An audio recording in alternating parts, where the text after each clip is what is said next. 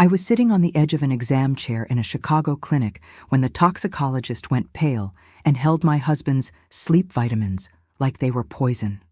"Do you know what this is? Where did you find this?" he snapped, and my stomach dropped because every foggy morning suddenly made sense. I nodded like I could breathe, even though I felt my whole marriage crack open in real time. I walked out, knowing the man I slept beside wasn't trying to help me rest. He was trying to control when I was awake. They thought they were in control, but they didn't know what I had already prepared. Friends, before we dive into this story, I want to ask for a small favor. Please subscribe to the channel, like this video, and share your thoughts in the comments. And tell me what country or city you're listening from, because I love knowing where you're joining me from as I tell you what really happened. I'm sitting in the passenger seat with the car engine still off, the clinic doors behind me sliding open and shut for strangers who have no idea my life just tilted. The bottle of vitamins rests in my lap like it's radioactive. My hands won't stop shaking, and I have to grip my thighs to steady them. I keep seeing the toxicologist's face as clearly as if he's still in front of me. The way all the color drained from him, the sharp inhale before he spoke. He didn't ease into it. He didn't soften his voice. He stared at the pills and then at me and asked, loud and urgent, if I knew what they were and where I'd found them. That moment keeps looping in my head, replaying over the sound of my own breathing. Every foggy morning, every hour I couldn't account for, every bruise I brushed off suddenly has weight. It's like my marriage shrank down into that plastic bottle, labeled and dangerous. I don't cry. I don't scream. I just sit there feeling hollow, like someone quietly pulled a wall out from under me and is waiting to see if I notice. I finally start the car, and the radio comes on too loud, making me flinch. I turn it off immediately because I can't stand noise right now. The drive home feels longer than it ever has. Every stoplight makes my leg bounce. I rehearse conversations in my head, different versions of confronting Caleb, asking casual questions, accusing him outright, watching his face for a crack. None of it feels safe. I imagine him smiling, offended, flipping it back on me, telling me I'm paranoid or stressed or ungrateful. That tight feeling in my stomach gets worse the closer I get to our house, like my body already knows what my brain is still catching up to. I decide, while turning onto our street, that I won't say anything tonight. Saying nothing suddenly feels smarter than saying everything. I grip the steering wheel and breathe through it, reminding myself I'm still in control of my own mouth, at least. By the time I pull into the driveway, I've made up my mind. I'm going to watch, I'm going to listen, and I'm not going to give him any warning. Inside the house, everything looks the same, which feels almost offensive. The couch pillows are still crooked. My shoes are still by the door. Our family photos are still on the wall. Normal keeps happening even when something is very wrong. In the kitchen, the smell of food hits me and makes my stomach turn. Caleb is at the stove, humming, relaxed, like a man with nothing to hide. He looks up, smiles, asks how my appointment went. I tell him it was fine, and even that small lie makes my skin feel tight. I sit at the table and wrap my hands around a glass of water just to have something to hold. My heart is still racing, but I'm watching myself from the outside, impressed and disturbed by how calm I look. This is what scares me most, that I can sit here knowing what I know and still play my role so well. It makes me wonder how long he's been doing the same thing. Dinner feels like a performance I didn't rehearse, but somehow know all the lines to. Our child talks about school, waving their hands, laughing, completely unaware. Caleb laughs easily, effortlessly, the sound warm and convincing. I watch him closely, studying his face, his posture, the way he reaches for his fork. He looks like the safest man in the room. And that's when the real fear hits me, heavy and slow. Not just fear that he's been drugging me, but fear of how practiced he is. This doesn't look new. This looks routine. I notice how he glances at me when I sip my water, how casual it is, how unafraid. It makes my chest ache in a way I don't have a name for yet.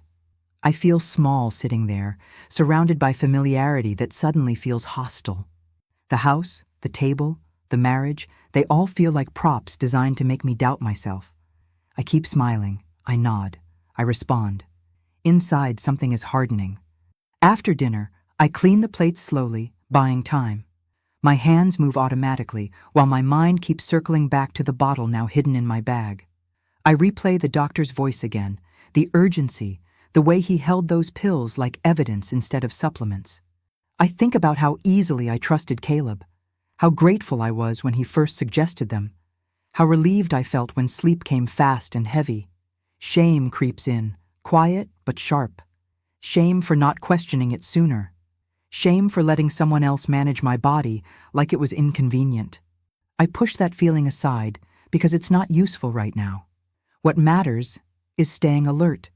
What matters is not letting on that something has changed.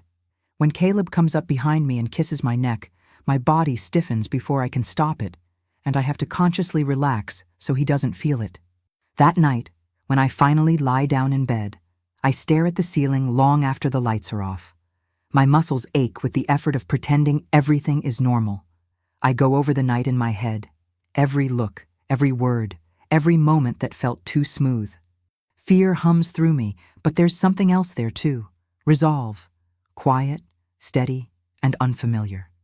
I understand now that I don't know everything yet, and that's exactly why I have to be careful. Whatever Caleb is capable of, he's been hiding it well. I tuck that thought away and make a promise to myself I don't say out loud. I'm going to act like nothing is wrong. I'm going to stay calm. And I'm going to pay attention to everything because the truth is already leaking through the cracks, and I'm not going to ignore it ever again. I stood by the sink with the glass of water in my left hand, pretending to fidget with something on the counter so I wouldn't have to meet his eyes. Caleb was behind me, quiet, waiting. I could feel his presence like heat at my back, and when I finally turned, there they were, 2 amber capsules in his open palm, held out like a gift. He smiled, soft and calm, like he always did, like I was the one thing in his life that needed constant care. "Go on, babe," he said. "You've been so tense lately." I took them with a nod and forced a tired smile, like I appreciated the routine, like I didn't already know what they were. My heart was hammering so hard I could feel it in my ears. I lifted the glass, tilted my head back, and faked the swallow I'd practiced in the mirror. One smooth sip, a quiet, "thank you," and then I turned to rinse the glass like nothing had happened. The pills sat inside my cheek like tiny weights. I walked to the bathroom, locked the door, and spit them out into a tissue, folding it carefully and hiding it behind the toilet tank. My hands were shaking, but I didn't cry. Not this time. By the time I got to our bedroom, the lights were dimmed and the sound machine was already on. Rainforest sounds, his favorite. I climbed under the covers slowly, like I was already drowsy. Caleb slipped in beside me, kissed my forehead, and told me to let the day go. I nodded into the pillow, pressing my cheek down so he wouldn't see my face. Every muscle in my body screamed to stay alert, but I had to be limp, slow, silent. I had to play the role of the wife who trusted him. I focused on my breathing, deep in, deep out, trying to match the rhythm of sleep. Minutes passed like hours. I felt the mattress shift as he moved, quietly. He thought I was under. That was the plan. My chest tightened with something worse than fear. Humiliation. This was my home. This was my husband. And here I was, pretending to be unconscious, just to see what he would do when he thought I couldn't see him. The intimacy of that betrayal hit deeper than any scream or shove. It lived in the silence. It burned. I heard him step into the hallway, his footsteps light but steady. I kept my eyes shut, my head turned toward the door. There was a pause, then the creak of the floor near the stairs, and finally, his voice, low, careful. He was on the phone. My blood ran cold, but I didn't dare move. At first, I could only make out fragments. No, she took them. Silence. Yeah, about 40 minutes. Another pause. I'll check vitals soon. My breath caught. Vitals. Who the hell checks vitals on their wife after giving her supplements? My body stayed frozen, but my mind was racing. Then I heard him again, clearer this time. Same dose. She's staying under longer now, predictable. A sick pride in his voice, and then the worst part. I'll let you know when it's safe to move forward. Safe to move forward with what? When he came back into the room, I stayed still, terrified that my heart would give me away. I felt him sit on the edge of the bed. His hand touched my wrist gently, like a nurse checking a patient. He counted under his breath. I didn't flinch. Then he whispered something I barely caught. "Good girl," before pulling the covers over me and walking away. My stomach turned. Every part of me wanted to scream, to sit up and throw those words back in his face, but I didn't. I stayed quiet, committed to the role. I couldn't blow it now. I needed more proof, more understanding of what the hell was going on, more time to protect myself and my child. But lying there, pretending to sleep while he walked around like I was already gone, it did something to me. It broke something I didn't know could break. Eventually, I got up and went back to the bathroom. I flushed the pills and rinsed my mouth out twice, like I could wash the whole night away. I looked in the mirror and barely recognized my face. Not because I looked different, but because now I understood what was happening. And I couldn't unsee it. My marriage wasn't just broken, it was being managed, like a system. Like I was a patient, or worse, a project. My mind kept going back to that call. Safe to move forward. With what? Selling something? Harming me? Leaving me in a worse state than drugged sleep? I didn't have answers yet, but I finally stopped questioning whether I was overreacting. I wasn't. I was underreacting. For months, maybe longer. I climbed back into bed with a kind of stillness I hadn't known before. Not the fake stillness I used to fool him, but the kind that comes from knowing too much and not enough at the same time. Caleb was already asleep, breathing deep, facing the wall. I stared at the ceiling. I thought about the version of him I fell in love with, the one who made playlists for our road trips, who kissed my shoulder in the mornings, who danced with our kid in the living room like no one was watching. That version died tonight. Or maybe he never existed. I wasn't sure which hurt more. All I knew was, from now on, I couldn't trust anything that came out of his mouth or those eyes. Not the kisses, not the dinners, not even the silence. Love, whatever was left of it, wasn't my default anymore. It had become a question I didn't owe him answers to.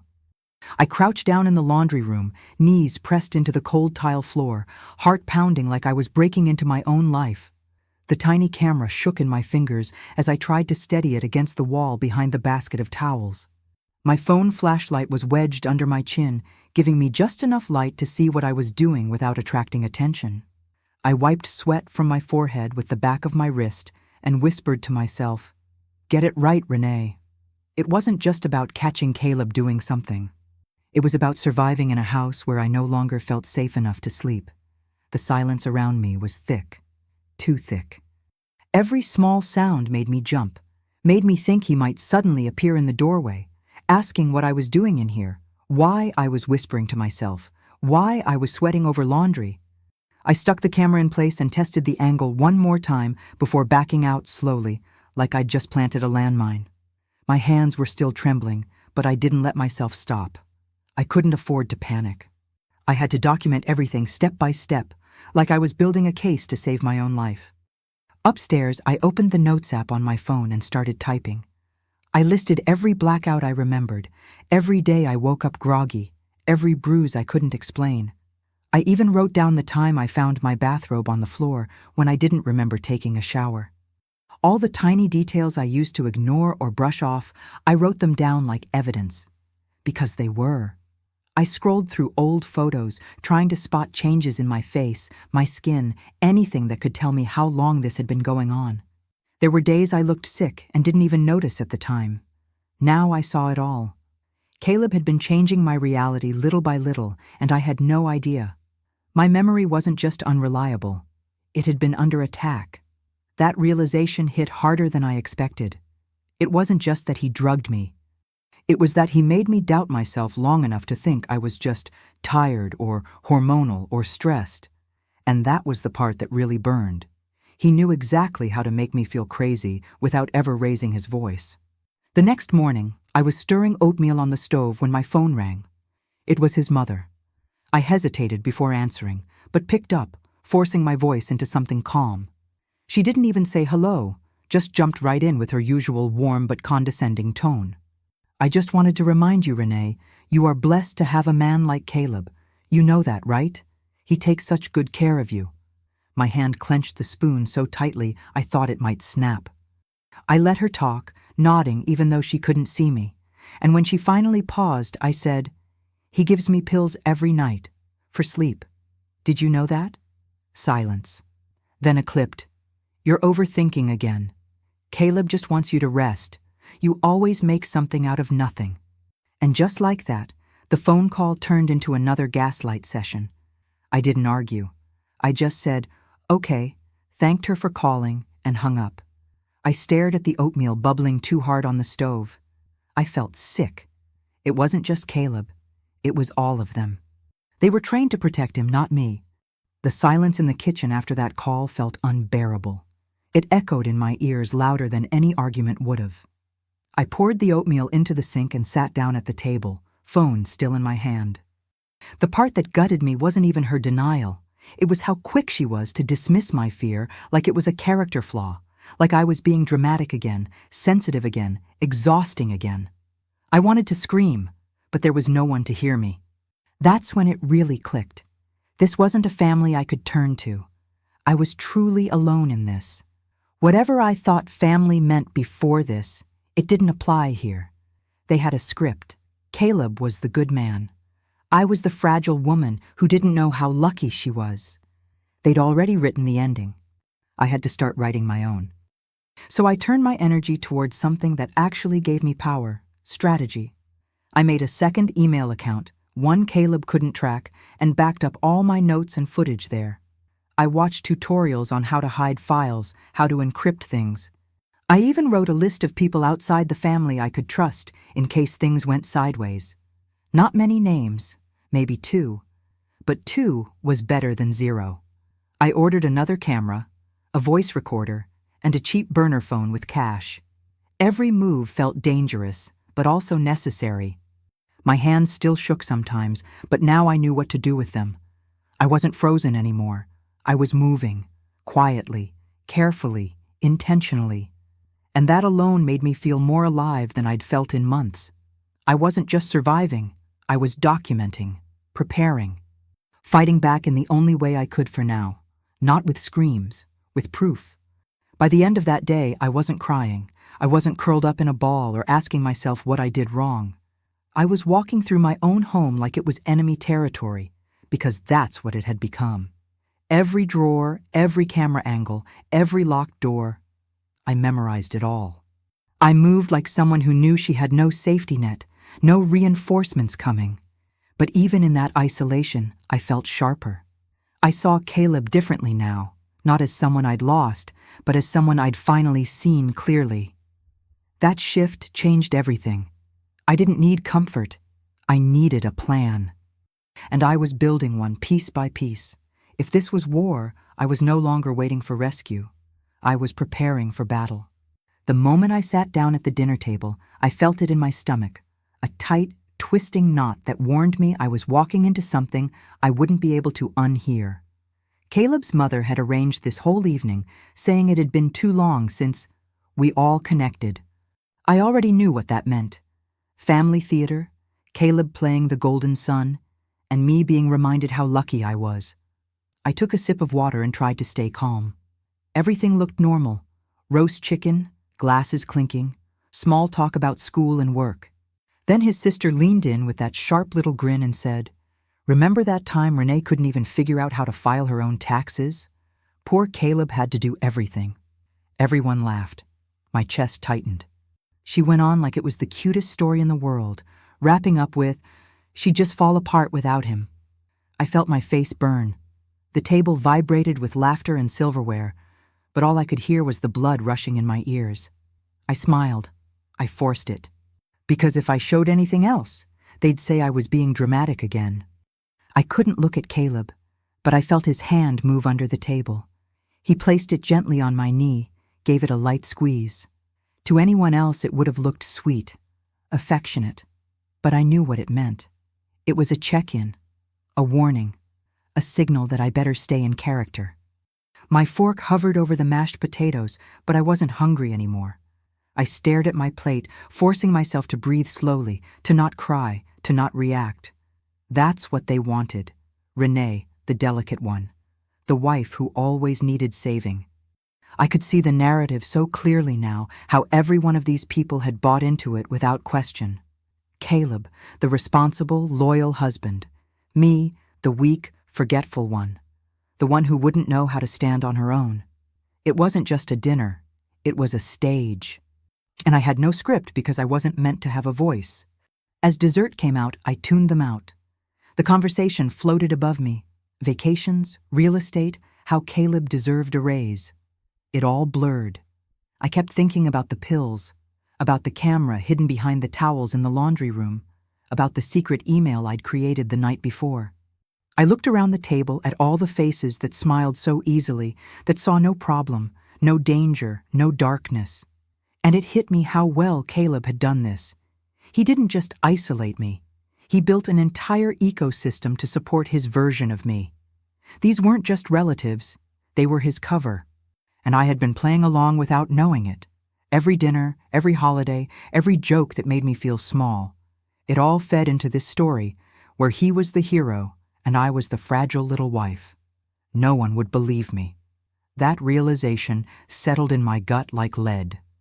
In the car on the way home, I stared out the window and said nothing. Caleb hummed along with the radio like the night had gone perfectly. I could feel him glancing at me, waiting for me to say something. I didn't. I just kept watching the streetlights blur past, fighting the scream building in my throat. My jaw ached from clenching it. I wanted to rip the mask off, to tell him I knew everything, to ask how long he'd been rehearsing this role.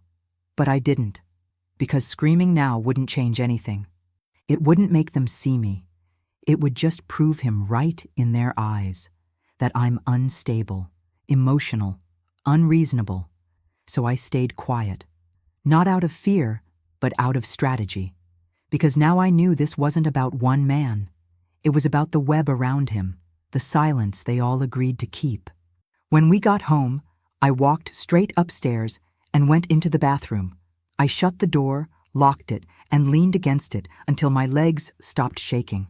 I looked at myself in the mirror, really looked. I didn't look broken. I looked like someone holding herself together with thread. But there was something new in my eyes. Anger, yes, but also clarity. I wasn't imagining this. I wasn't paranoid. I was being humiliated, controlled, erased in plain sight, and smiled at while it happened. I splashed cold water on my face and sat on the edge of the tub, staring at nothing, planning everything. This wasn't about fixing the marriage. It wasn't about being believed. It was about survival. And I had to stop hoping for backup that wasn't coming. That night, lying in bed beside Caleb, I made a quiet promise to myself. I would not wait for them to see it. I would not explain myself again. I would not beg them to believe me. I would gather what I needed, move when I was ready, and stop expecting justice to come from people who were comfortable with my silence. He exhaled softly beside me, already asleep, already satisfied with how the evening had gone. I stared at the ceiling, the shame from dinner still crawling under my skin. But it was no longer paralyzing. It was fuel. The family story about me had been written without my voice. But the real story? The one that mattered? I was writing it now, and I wouldn't let them stop me. I locked the bathroom door with my thumb shaking on the latch, then slid down to the floor with my phone already in hand. My breath was shallow, too fast. I opened the camera app and went straight to the footage from the night before, hands trembling, heart pounding like it knew something I didn't. The video started with me in bed, eyes closed, body still. Perfect performance. A few minutes later, Caleb walked in. Calm. Focused. He didn't hesitate. He leaned over me, touched my wrist, then pulled out his phone and started a stopwatch. My skin went cold. He was timing how long I stayed under. I watched him brush hair off my face, not like a husband would, but like he was studying something. He counted, whispered to himself, smiled once. My stomach turned. He checked my pulse again, then walked out of frame like it was just another part of his night. like I was a checklist. I paused the video and stared at the screen, my own frozen image looking peaceful. Fake peace. Staged unconsciousness. I covered my mouth to stop the sob that was rising. This wasn't suspicion anymore. This was proof. Horrifying, undeniable proof. I sat there with my knees pulled to my chest, the phone still in my lap, and forced myself to rewatch it. I needed every detail burned into my memory. The way he moved. The things he said to himself. The fact that he never once looked afraid of being caught. That told me everything. He believed I was too far gone to fight back. I pulled out a notebook and began scribbling down timestamps, behaviors, little things that might not seem like much alone, but together told a story. A pattern. He was treating me like a patient he was sedating. Or worse, like someone he was preparing to eventually remove from the picture altogether. I couldn't tell yet, but I felt the threat all over my skin like heat. After a few minutes, I opened his laptop. I knew the password. He never thought I'd use it. My fingers hesitated only a second before I started digging. I didn't even have to go deep. The first red flag was in our joint account. 3 transfers to a consulting firm I'd never heard of, all labeled with vague terms like wellness services and optimization support. None of them looked right. Then I found the crypto wallet, hidden behind a password vault, buried under an app labeled Utilities. The balance made my heart stop. We didn't have that kind of money. At least, I thought we didn't. It was like discovering he had a whole separate identity online. Transactions going back months. Transfers to names I didn't recognize. I clicked through pages while my hands shook harder with each one. It wasn't just sneaky. It was intentional, coordinated. He was hiding money, setting something up, maybe setting me up. I stared at the screen for a long time, fighting the mix of fear and rage that was making it hard to breathe. I took screenshots of everything, every transfer, every name, every wallet address. I saved them to my camera roll, then emailed them to a new account I created weeks ago when I first started preparing for war. I created a folder on my laptop labeled School Documents and buried it 3 levels deep, then hid a copy there too. If he ever looked, he'd think it was homework files or calendars for our kid. My hands moved fast now. No more hesitation.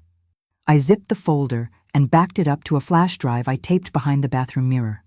I flushed the toilet, ran the sink water, did everything to make it sound like I was just in here brushing my teeth, like I was the same woman he thought he had full control over. But I wasn't her anymore. Not even close. The hardest part wasn't the fear. I was already used to that. It was the doubt. The piece of me that still wanted this to be a nightmare, a mistake, something I had misunderstood. A voice in the back of my mind kept whispering, maybe there's another explanation. But every time I let that voice speak, I thought about that video. His fingers on my wrist, his voice counting like I wasn't even a person anymore. That video shut the doubt up. I had to keep reminding myself, predators rely on doubt. They depend on the hope that we'll second-guess what we see with our own eyes, that we'll cling to the idea that love is still in there somewhere. But what Caleb was doing wasn't love. It was erasure, slow, calculated erasure, and I was done pretending it wasn't. By the time I opened the bathroom door, my face was calm, but inside, everything had changed. I felt wired, hyper-aware, like my body was running 10 seconds ahead of itself. Caleb was in bed, scrolling through his phone like the world was fine. He looked up at me and smiled. "Everything okay?" he asked. I nodded. Just had a headache. He offered me more pills. I said no, already took some. I smiled like I meant it. He didn't question it. And that scared me more than anything. How normal this all looked on the outside. How easy it was to hide the truth. But I wasn't hiding from myself anymore. That night, I didn't just gather evidence. I understood something I hadn't been ready to face before. This wasn't just about control. This was about removal. And I was running out of time. Tasha's kitchen smelled like cinnamon and old coffee, and the ceramic mug in my hands was burning hot, but I hadn't taken a single sip. I stood across from her at the counter, phone in hand, heart racing. I pulled up the video first. Caleb leaning over me, checking my pulse, counting like I was some experiment. I didn't say anything while it played. I watched her face instead. She didn't flinch, just narrowed her eyes and blinked slowly, like she was trying to make sense of it. I swiped to the screenshots of the bank transfers, the crypto wallet, the labels. I showed her everything. "I'm not crazy," I said. My voice cracked. She didn't speak right away. Then finally, she sighed and asked, "But are you sure you're not just overthinking all this?" My stomach dropped. Those words hit me harder than anything Caleb ever said. I stared at her like she had slapped me, and maybe she did without lifting a hand. In that moment, it wasn't just Tasha standing there. It was every voice that had ever told me I was too emotional, too dramatic, too sensitive. It wasn't just disbelief, it was betrayal. I pulled the phone back and pressed it to my chest, like I had to protect it now, like she might snatch it from me and delete everything. I couldn't speak. Not right away. There was a pressure behind my eyes I didn't want to give into. "Did you even watch it?" I asked, not hiding the edge in my voice. She nodded slowly, like she was trying to be careful. "I watched it. I'm just saying, maybe he's trying to help you. Maybe it's not what you think." I let out a bitter laugh, too sharp to be funny. "Helping me? By drugging me every night? By hiding money? By tracking how long I stay unconscious?" I didn't mean to raise my voice, but it happened anyway. She held up her hands like I was attacking her. "I'm just trying to understand, Renee." No, she wasn't. She was trying to stay neutral, to not take sides, and in doing that, she already had. I sat down at the small kitchen table, staring at the floor, arms wrapped tight around my body. The shame poured in fast and thick, shame for marrying him, shame for staying, shame for thinking she'd be the one to believe me without hesitation. I had built this moment up in my mind for days, thinking once someone else saw what I saw, it would feel real, valid. But all it did was make me feel smaller. Like I needed permission to believe the truth of my own life. And I hated that. I hated how I still needed someone else to say, "Yes, you're right, you're not imagining this." I pressed my palms against my eyes and tried to breathe. I couldn't fall apart. Not now. I was past that point. If no one else could stand with me, fine. But I wasn't going to keep asking. When I brought up my mother-in-law, how she dismissed me, told me to be grateful, Tasha's expression changed. She didn't react with surprise. She went quiet in a way that wasn't confusion. It was familiarity. Like she knew. Or suspected. I leaned in. "What?" I asked. She shrugged, avoiding eye contact. "Nothing. Just, you know how she is." That told me everything I needed. She knew something. Maybe not specifics, but something. And she wasn't ready to talk about it. I felt anger rise again, hotter this time. "You've heard things before, haven't you?" She didn't answer. That was answer enough. My whole body tensed with the weight of all the silence in this family. Everyone willing to ignore just enough to keep the image clean. I stood up. My hands were steady now, even if my heart was bruised to hell. I didn't say goodbye. I thanked her for the coffee, even though I never touched it, and walked out with my spine straight and my mouth shut. The air outside hit my face hard, like waking up. I didn't cry. I thought I would, but I didn't. Something had cracked, but not in a way that made me weaker. I felt sharper, colder maybe, but more focused. I wasn't going to waste one more minute waiting for someone to validate what I knew was real. People like Caleb count on that, the hesitation, the second-guessing, the desperate need for someone to say, "You're not crazy." But I didn't need that anymore. Not from Tasha, not from anyone. I had the footage, the records, the truth, and from now on, that was enough. By the time I got back in my car, the silence felt different. Not empty, clean, like I'd cleared something out. I sat there for a few minutes, watching traffic roll by, and thought about everything I still had to do. There were more steps to take, more risks ahead. But something in me had shifted. I wasn't the woman hoping for rescue anymore. I was the woman building her own way out. And I finally understood. Survival doesn't wait for permission. It moves, it acts, it believes itself. even when nobody else does. Especially then. The engine was still running when I realized I couldn't keep sitting there. My fingers were gripping the steering wheel so tight they ached, but I didn't let go. Caleb wasn't with me. That was the whole point. I didn't want him near this conversation, didn't want his charm or control or silence games. I was parked outside his mother's house, staring at the porch I'd walked up to 100 times before. It looked the same, neat, welcoming, predictable, but my body knew better. My body knew I wasn't stepping into warmth. I was stepping into a system, one that had already tried to train me to be quiet. I turned off the ignition and climbed out. My hands didn't stop shaking until I knocked. She opened the door with that usual smile, polite but tight, and when she saw it was just me, no Caleb, her eyes flicked behind me like she didn't trust I came alone. "Can we talk?" I asked. Her smile didn't drop, but it didn't grow either. She stepped aside. I walked in. We sat in the living room. Same cream couches, same photos on the wall. A framed picture of Caleb as a boy stared at me from the end table. She offered me tea. I said no. I didn't come to sip anything. "I know what he's been giving me," I said. Her posture straightened, but she said nothing. "I had the capsules tested," I continued, "and I've got footage of him checking my vitals while I'm unconscious." That's when her mouth opened slightly, just a flicker of her mask slipping. "I'm not here to fight," I said. "I just want the truth. All of it." For a few seconds I thought she'd deny it, deflect like before. But her eyes dropped to her hands, and her voice came out low and tight. "You shouldn't have gone digging, Renee." I laughed. Not because it was funny, but because she said it like I was the one who crossed a line. "Tell me," I said. "I think I deserve to know what kind of man I married." She sat back like the weight of something had finally caught up with her. "His father," she said, almost whispering. "He did something similar, years ago, to his first wife." My chest went hollow. "What do you mean similar?" I asked.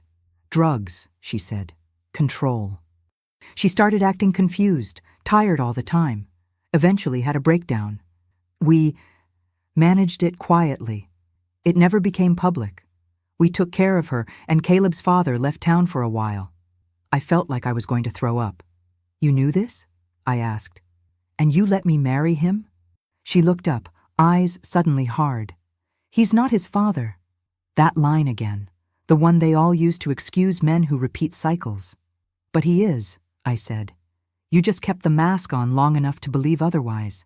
Her hands trembled slightly as she reached for a tissue she didn't use. There was no apology, no remorse, just the heavy fog of family secrets packed into her living room like furniture. My skin crawled with rage. Not the loud, explosive kind, but the cold, clear kind that sharpens everything. "You protected him," I said. "You let me walk into this with no warning." She didn't argue. She just kept dabbing her eyes like the victim here was her. We thought it was over. We thought if no one brought it up again, it wouldn't come back. I stared at her, disgusted. "You don't bury things like that. They don't disappear. They just grow underground until they find someone new to feed on." She looked away, couldn't face me. I stood up slowly, phone in my hand, voice firm. "I have a child in that house. I'm not just fighting for me anymore." She flinched at the word fighting. I didn't care. I let it land. "You knew. You all knew." She tried to say something then, maybe a justification, maybe a plea, but I didn't want to hear it. She lost her right to explain the moment she chose silence over safety. Outside, the air felt sharper. I climbed back into the car, slammed the door, and just sat there for a minute, my hands on my thighs, fingers curled tight into fists. My whole body was buzzing with betrayal. I wasn't just married to a man with secrets. I was pulled into a family built on covering them up. I stared at the windshield like I could burn a hole through it. Everything felt different now, bigger. This wasn't just about Caleb and me. It wasn't just about pills or money or even safety. It was about legacy, patterns. A system designed to keep people like me small, manageable, out of the way. And they did it with such calm, such ease, like it was love, like it was loyalty. But it was neither. It was fear. Cowardice dressed up in pearls and polite smiles. By the time I pulled out of the driveway, I wasn't numb anymore. I wasn't even afraid, not in the way I had been. I was furious, furious enough to stop being nice, furious enough to stop caring how my voice would be received. My life was never going to be clean or easy again, but maybe that was a good thing. I didn't want neat lies. I wanted truth, no matter how sharp. As I drove home, I repeated the same thing over and over in my head like a prayer. I'm not breaking down. I'm breaking out. And I'm going to end this before it passes to someone else. Before my child grows up thinking this is normal. Before someone else marries into this and becomes another quiet wife at another quiet dinner table, drugged into obedience while everyone smiles. Not on my watch. Not anymore. I sat on the closet floor with my back pressed against the wall, legs folded beside the half-open suitcase. Clothes were spilling out in awkward piles. Some folded, some just shoved in like my hands couldn't decide whether I was packing to flee or to just look like I was packing. The air inside the closet was warm, too still, and the silence was razor sharp until I heard Caleb call my name from downstairs. Sweet voice, like honey on poison. "Renee, you want tea?" I didn't answer. I froze, every muscle locked. My hand gripped the zipper of the suitcase like it could anchor me. My heart raced so fast I could barely hear past it. I didn't trust that voice, that softness. Not anymore. I stayed still until I heard his footsteps move away from the stairs, then exhaled slowly, my throat tight from holding in everything. I looked down at the suitcase again, not sure if I was running or waiting, not sure which was more dangerous now. The guilt crept in like smoke under a door. What kind of mother hides in a closet while her son plays video games downstairs with a man she's terrified of? What kind of woman finds out her husband is drugging her and still sleeps under the same roof for another night? I hated myself for not moving faster, hated myself for hesitating. But then the fear pushed back. What if I left too soon? What if I ran without enough evidence and he twisted everything in court? What if he convinced a judge I was unstable, paranoid, and took my child from me? That thought scared me more than Caleb himself. I needed more proof. Real, undeniable proof. And I needed a plan. I couldn't just vanish. Not with the law still tilted toward men like him. My love for my son and my fear of losing him were at war inside my chest, tearing me in two. I couldn't breathe. I needed help. Not from family, not from friends, from someone who understood this exact kind of fear. I pulled the burner phone from my hoodie pocket and unlocked it with shaking fingers. My hands were sweating. I had written the number down days ago, memorized it even, but dialing it still felt like crossing some invisible line I couldn't step back over. The woman who answered had a calm voice, clear, steady, no rush, no judgment. National Domestic Violence Hotline. Are you safe to talk? I swallowed and nodded before I realized she couldn't see me. Yes, I whispered. For now. I told her everything. Not all at once, but in waves. She listened. Didn't interrupt. Didn't question the parts that made me question myself. When I told her about the pills, the footage, the silence from everyone around me, she just said, "Your instincts are right. You're not imagining it. You're not alone." I broke then. Not loud sobs, just a quiet collapse, like my body finally understood someone was hearing me without trying to fix me or doubt me. She helped me map out steps, legal options, emergency contacts, documentation tips. She didn't rush me, didn't pressure me to leave tonight. She just helped me see that I was already doing what mattered most, preparing. When I hung up, I sat with the phone in my lap for a long time. Everything she said kept circling in my mind. You're allowed to wait and protect yourself. Leaving without evidence can be dangerous. Your safety plan matters more than anyone's opinion of your timing. I repeated that one to myself like a mantra. My safety plan matters. Not Caleb's comfort, not his mother's version of the story, not Tasha's doubt. Mine. I started writing things down, passwords, bank logins, Caleb's schedule, every weird pattern I'd noticed lately. I wrote fast, like the paper might catch fire if I waited. I slipped the notes into a folder under our tax files. He'd never look there. Then I made copies of everything on a second flash drive. If I left, I couldn't leave empty-handed. I couldn't give him room to rewrite my story. The suitcase sat beside me, still only half-packed. I touched it gently, then zipped it shut. Not because I was leaving tonight, but because I wanted to know I could, that it was real, that I had an exit if I needed one. I placed the burner phone inside a rolled-up sweater, tucked it into the suitcase, then sat back and closed my eyes. For the first time in days, I didn't feel like I was suffocating. I wasn't free. Not yet. But I wasn't frozen either. I was moving. Slowly. Smartly. I could hear Caleb moving around downstairs, calling our son for dinner, making jokes like everything was fine. But I knew the truth. And now I had a plan. By the time I left the closet, the decision was clear. I wasn't going to run blindly. I wasn't going to explode the situation without protection. I was going to be methodical, patient.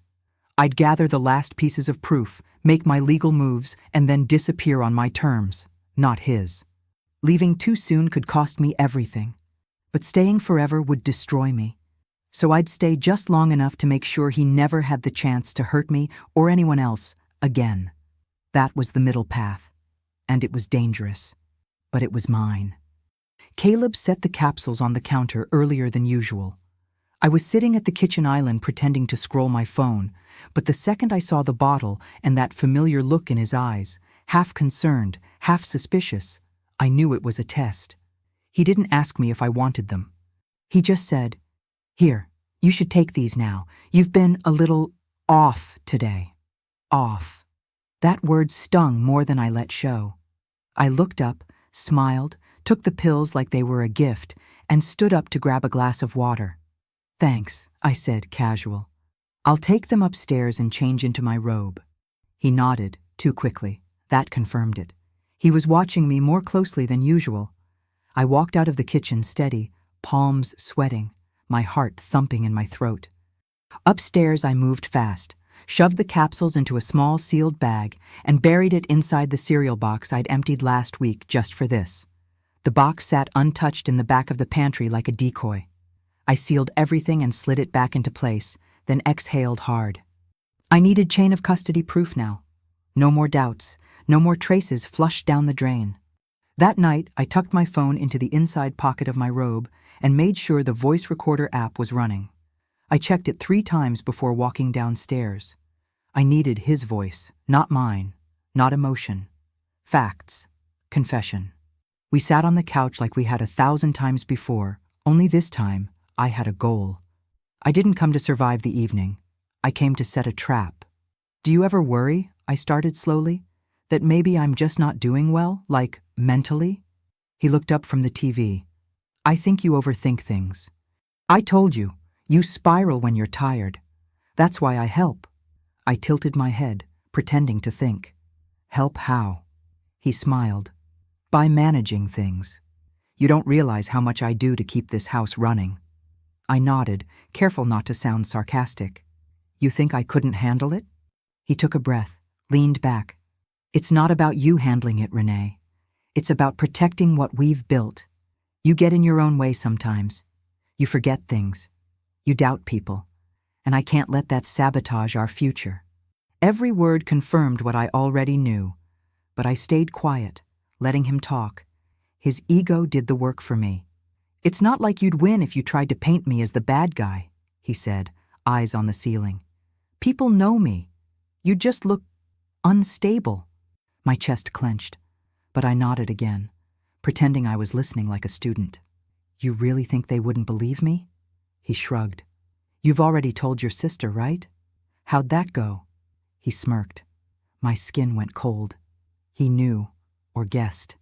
Either way, he wasn't wrong. "You think I'm doing this for me?" he added. "I'm doing this for us, for you. You don't always see the big picture." That's when I knew I had enough. The words were all there. Control, discredit, manipulation, justification. He thought he was building a case. He didn't realize he was building mine. When he finally went to the kitchen to get a snack, I rushed to the bedroom and saved the audio file in 3 different places. My hands were shaking, but I wasn't scared in the same way I had been before. I was buzzing with something else. Clarity. Power, even. He thought he owned the narrative. That I'd never be believed. That he could say whatever he wanted because no one had ever challenged him. But now I had his words. Not my version. His. It wasn't dramatic. It wasn't emotional. It was calm, calculated, and full of intent. That was the part that made it so damning. I named the file something boring and innocent, groceries list backup, and slid it into my private drive. Lying in bed next to him that night, I stared at the ceiling while he drifted off like a man with no worries in the world.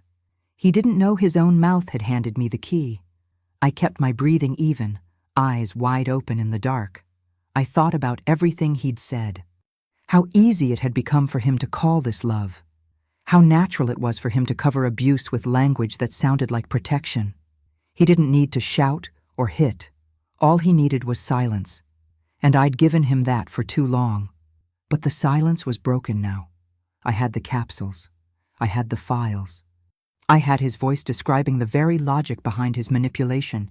He didn't even realize it, but he'd made it impossible to deny. By morning, I was still shaking, but this time it wasn't fear. It was readiness. I'd passed the point of needing permission, needing anyone to tell me what I knew was true. Caleb believed the quiet would keep me trapped. He believed my doubt was stronger than my courage. But what he didn't count on was this. Once a woman hears a man confess out loud what she always suspected, something irreversible happens. The story stops being a question. And the woman? She stops being afraid of what leaving might cost her. Because staying would cost her everything. And I was done paying that price. The floor of the police station lobby was a dull gray tile, but I stared at it like it might crack open beneath me. My child's hand was wrapped tight around mine, small, warm, trusting. I adjusted the folder pressed to my chest with my free arm, the plastic edges digging into my skin. It held everything. The lab results, screenshots, videos, audio recordings, bank transfers. My proof that I wasn't crazy, that I wasn't just tired or emotional or grateful enough.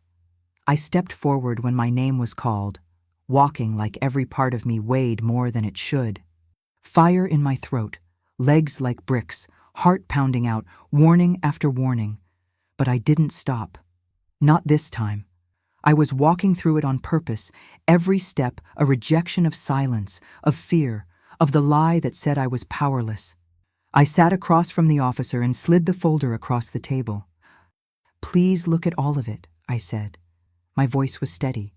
My body wasn't. He didn't blink, didn't scoff, just opened the file and started reading. That alone felt like breathing after nearly drowning. He took his time, watched the video clips, read the reports, listened to the audio. Caleb's voice, calm and casual, talking about how unbalanced I was, how predictable my reactions had become. When the officer looked back at me, something in his face told me I'd been heard, not pitied, not dismissed, just believed. That moment changed something in me. I didn't cry, I didn't exhale, I just sat straighter. Like I'd been carrying a backpack full of rocks and someone finally told me, "You can set that down now." I answered every question he had, told the truth, the full version. The kind that didn't fit neatly into headlines or court forms. He wrote things down without rushing. I had walked in scared out of my mind. I left with a case number, a next step, a way out that didn't require me to keep pretending everything was fine. The next few days moved like mud and fire at the same time.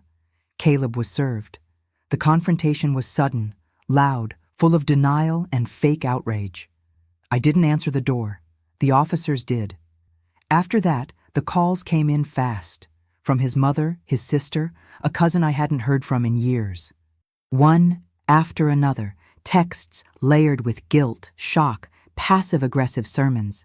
"I can't believe you'd do this to the father of your child. This isn't you, Renee. You should be ashamed." I didn't respond to a single one. I read them, shook, then blocked every number. My hands trembled with every tap, but I did it anyway, one by one, click, block, silence. They weren't defending him because they didn't know. They were defending him because they did, and chose him anyway. That truth hurt more than I expected, but it also made things simpler. My world had gotten smaller, but clearer. The court granted me a protective order.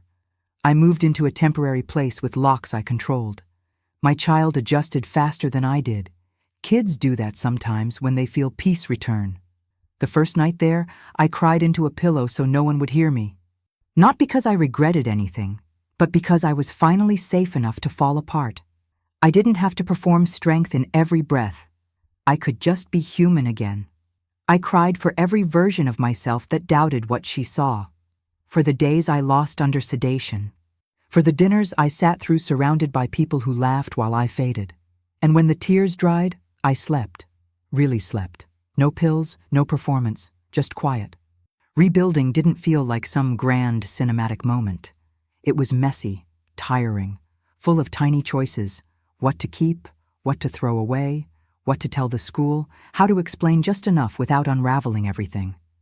I showed up for every follow-up, worked with a lawyer, made plans for a job, called shelters to ask questions I never thought I'd need answers to. Some days I felt like a ghost in my own life. Other days I caught myself humming in the kitchen and realized my body was relearning peace. It wasn't a straight line, but it was mine, and it was moving forward. People still asked questions. Neighbors still whispered. I let them. They hadn't lived my story. They didn't get to shape it. One morning, I opened the window and just stood there, letting the sun hit my face. My child was still asleep, the house still. No alarms, no pretending, just a quiet morning where I woke up fully conscious and fully mine. I didn't owe anyone a smile or an explanation. I didn't have to check my pulse or hide a pill.